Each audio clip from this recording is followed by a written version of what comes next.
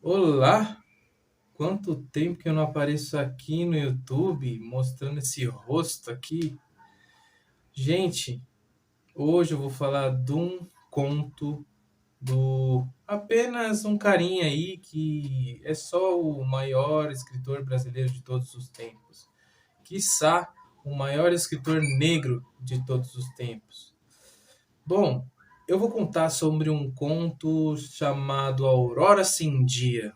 Beleza, Aurora Sem Dia. O que dizer sobre este título? O que a gente consegue interpretar antes de chegar no conto? Isso é uma coisa que a gente deve também nas nossas leituras contar com o que esperar nesse texto. Então, Aurora Sem Dia. O que seria Aurora Sem Dia? Um dia que não nasceu, um dia que não há o sol para iluminar, uma coisa que não há futuro, não há uma. Não sei. O que vocês conseguem interpretar com esse título aqui, ó? Aurora Sem Dia. Então, beleza, gente. Hoje a gente vai falar desse conto. E esse conto tem três personagens principais. Ele conta a história de um poeta, né? Ou a aspirante poeta, se a gente for dizer, até ter o seu livro publicado. Então isso daí, assim, é universal. Coisas que o Machado escreve que, assim, ultrapassa o tempo dele. Por isso que me interessou tanto fazer até um vídeo aqui para o meu canal. Então vamos lá. Esse poeta ele se chama Luiz Tinoco. Ele tem 21 anos, um cara bem novo, assim, é que na época já se trabalhava muito, então o Luiz Tinoco ele trabalhava no fórum. Então, quem não sabe o que é o fórum, são onde se organiza as leis de alguma comarca, de algum estado, de alguma região. Existe o Anastácio, que é padrinho do Luiz Tinoco, e existe o Dr. Lemos, que é um advogado ali do fórum, que inclusive dialoga muito com o Luiz Tinoco. Então, logo de cara, no começo do conto da Aurora Sem Dia, há a apresentação do pior inimigo do poeta Luiz Tinoco. Saca só nisso aí. Luiz Tinoco possuía a convicção de que estava fadado para grandes destinos, e foi esse, durante muito tempo, o maior obstáculo da sua existência. E como bem sabemos, o Machado é o rei da ironia. Então a gente vai ver agora uma parte onde tem não só um pouco de Machado, mas um tanto de Machado que a gente consegue perceber, tá bom? Então vamos lá. Não se sabe como, um dia acordou poeta, e com aquele vigor e certeza escreve um soneto, com alguns versos com 5 sílabas a mais e 5 sílabas a menos, e o imprime. Nenhuma mãe contemplou o filho recém-nascido com mais amor do que o rapaz leu e releu a produção poética, aliás, decorada desde a véspera. E falando um pouco mais da ironia que Machado emprega nos seus textos, é um sutil exagero que ele começa a aumentar, que faz com que aquele objeto ou aquela coisa fique tão ridicularizada quanto qualquer outra coisa que a gente viu na nossa vida. Então, essa parte do Machado é muito interessante da gente observar, não só nesse conto, mas em muitas das obras dele, inclusive na sua parte romântica, que é assim, a sátira é dele tratar de coisas baixas e exagerar aquilo e sendo capaz do que eu acabei de falar, ridicularizar, horrorizar aquilo e tirar sarro. Mas veja aqui que esse sarro não é diretamente a Luiz Tinoco. Ele não só está falando do poeta, ele está falando de várias classes artísticas que têm essa suposta genialidade, que não vem de pessoas que vêm de fora, mas do próprio artista em si. Então é muito interessante observar isso. Ah, pessoal, é que assim, meu, Esse conto é muito engraçado, cara. A cada parágrafo que o Machado coloca ali te faz, rachar o bico demais. Porque assim, beleza, ele está disposto a escrever um poema, Luiz Tinoco. Então, o próprio narrador está tirando sarro dele. Quer dizer que um dia ele acordou de pé direito e decide escrever um soneto. Só que assim, você que me ouve, o soneto ele é uma forma fixa poética, ele é um poema que ele possui 10 sílabas poéticas. 10 sílabas poéticas, ou seja, ele é uma forma rígida que assim, você precisa ter um pouco de cuidado para saber como compor um soneto. Tudo bem, hoje em dia há variações de soneto, tem sonetos que não têm rimas, tem sonetos que não são decassílabos, mas que se dispõem a sonetos, tá tudo certo, mas na época do Machado a coisa era muito mais séria. E o próprio narrador diz que o Luiz Tinoco escrevia no seu próprio soneto, tinha às vezes alguns versos com 5 sílabas a mais, 5 sílabas a menos. E o que ele quer dizer é que o Luiz Tinoco não tinha perícia ou talvez nem se interessasse em como fazer esse tal de soneto que ele tinha titulado como soneto. Né? E aí você começa a observar também que, mano, esse cara não tá fazendo uma coisa séria, né? Ele começa com a carreira dele, mas ele não está nem preocupado com o que ele vai fazer. Ele só apenas acorda um dia de pé direito e aí ele decide escrever um soneto. E agora você vai ouvir e ler também como é que ele, depois de gestar esse poema, como é que ele fica depois de ler tudo isso que ele escreve. Então vamos lá. Luiz Tinoco teve vontade de descompor o padrinho, mas limitou-se a tirar os cabelos para trás e dizer, com supremo desdém: "Isto não se aprende, traz-se do berço." Beleza, tudo certo. Luiz Tinoco escreve esse soneto e depois ele escreve uma ode. E para quem não sabe, a ode é um texto de um teor mais lamentoso, é um poema triste. Aí o narrador disse que ele depois de 2 dias escreve uma ode que entrevia no futuro a morte melancólica de Gilbert. Então aí você fica assim, mano, o que é isso, cara? Quem é Gilbert? E o que seria ele entrever no futuro uma morte melancólica e de Gilbert?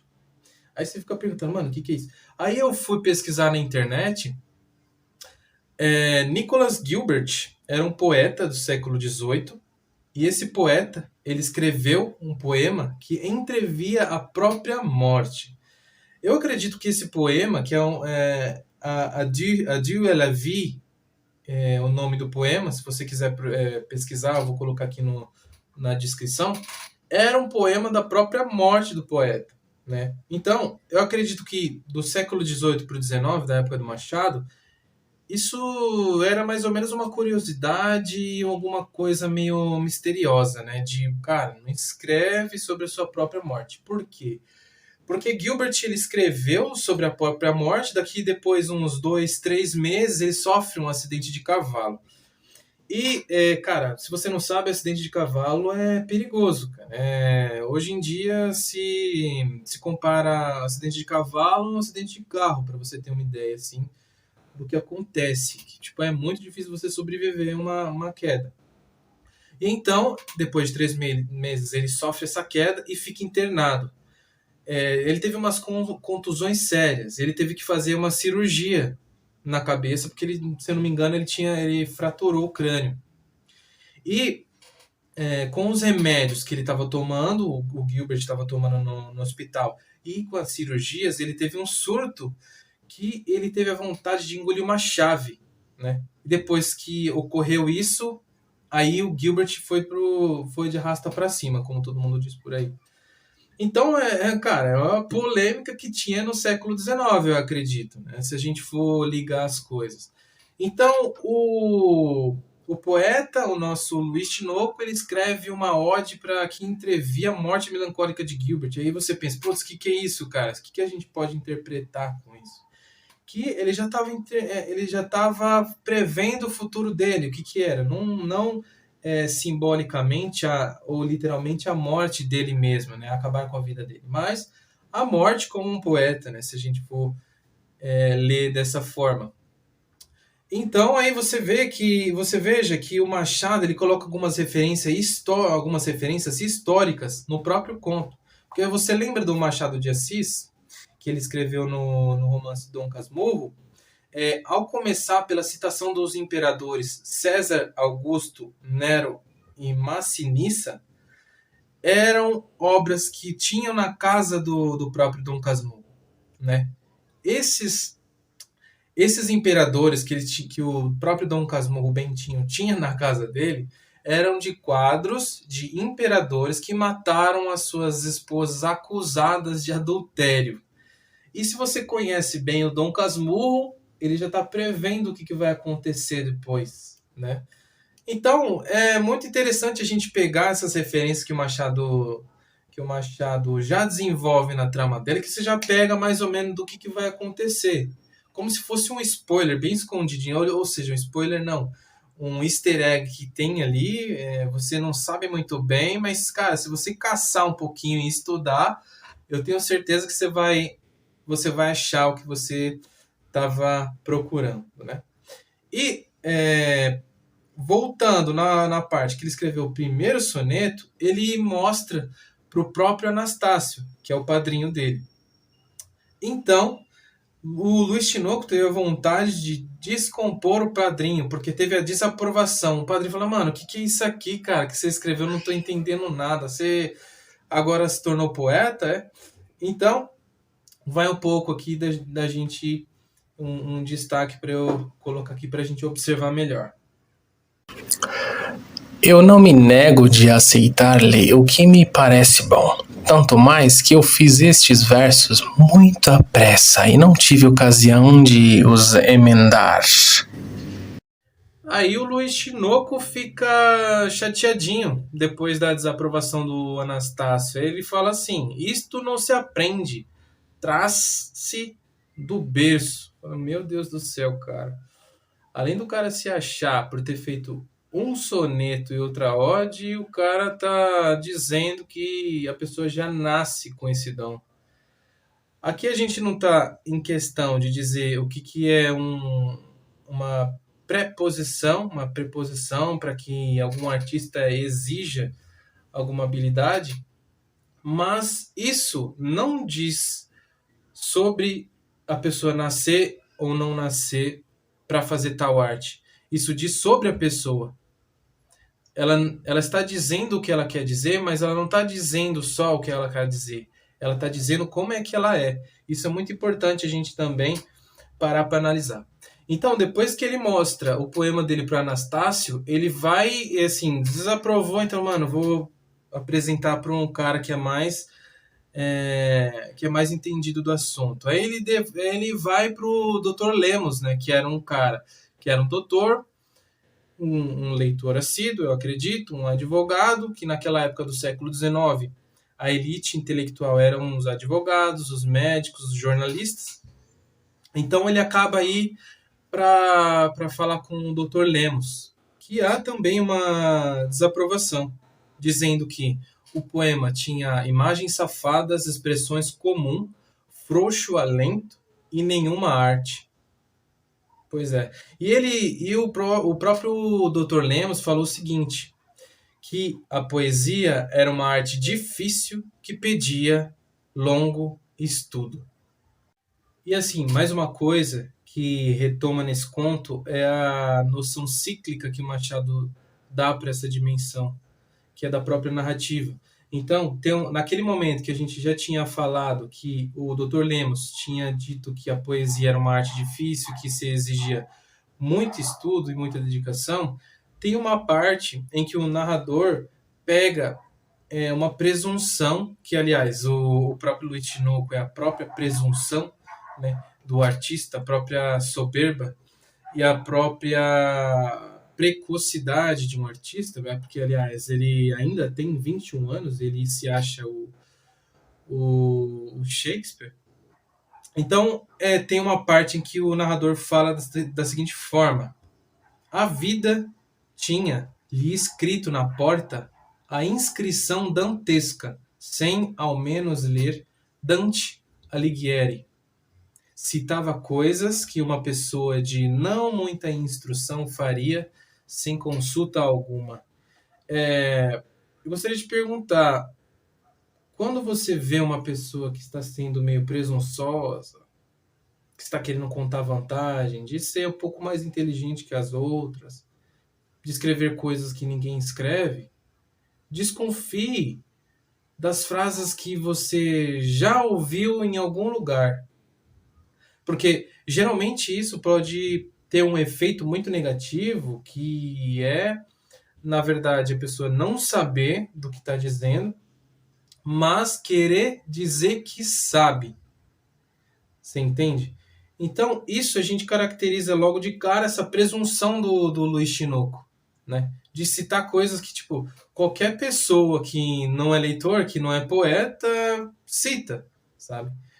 Ou então ele quer dizer também que as coisas que ele cita, ele não está dando uma certa profundidade. Que isso também flagra um certo... não é despreparo, mas o mais querer dizer do que o próprio dizer.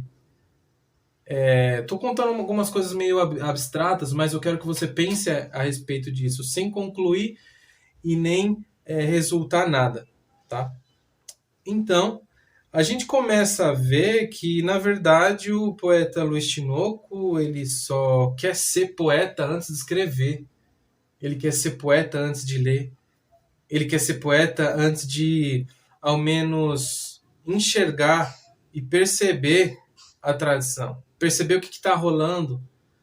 Perceber as pessoas que já estão no rolê há muito tempo.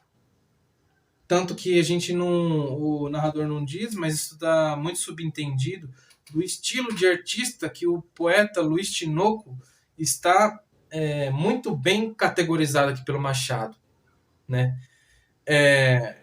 Que é um poeta precoce, de 21 anos. Isso, a idade não quer dizer nada. Isso, a idade, muito categorizada pelo Machado logo no começo do conto, eu quero que você leia, não quer saber sobre idade, quer saber sobre a pessoa ser precoce. E não é só na poesia, há em todas as artes possíveis. A precocidade, a soberba do artista em não querer receber uma crítica, até mesmo contundente. Porque o padrinho dele, se você bem ler, o padrinho dele assim, ele é um pouco leigo. Você percebe que ele é uma faixa mais geral da sociedade.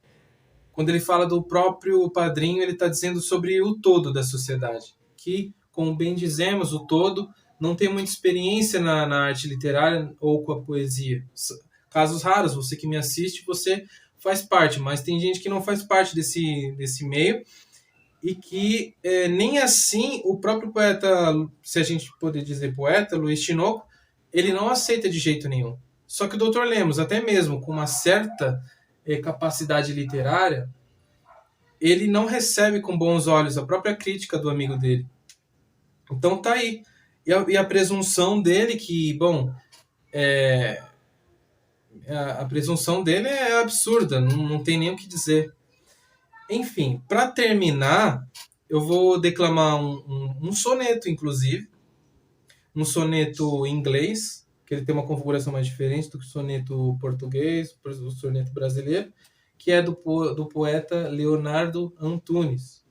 Tá? Então, ele fala um pouco, eu não vou colocar as chaves do poema, mas você vai sentir que fala desse conto que eu estou dizendo, mas ele abrange mais, ele fala numa esfera mais de genialidade configurada, né? Uma genialidade meio que sobreposta do que seria um trabalho sério de um artista, tá? Então, vocês vão ouvir agora e eu fico por aqui. E um abraço para quem ficou comigo, tá, gente? Estou voltando a fazer vídeos, mas vou tentar fazer com uma certa regularidade, porque eu gosto muito disso, gosto muito de falar de poesia, e se você quiser falar comigo, coloca aí nos comentários, tá bom? Então vai aqui o poema de Leonardo Antunes.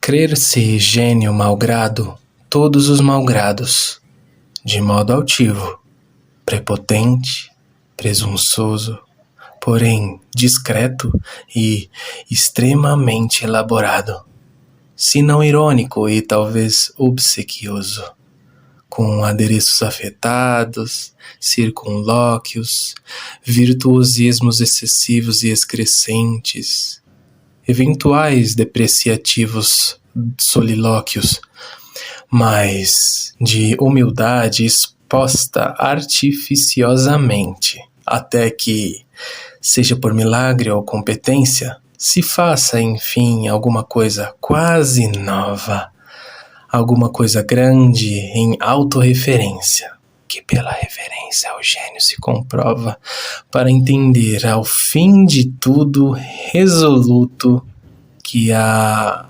novidade dura apenas 1 minuto.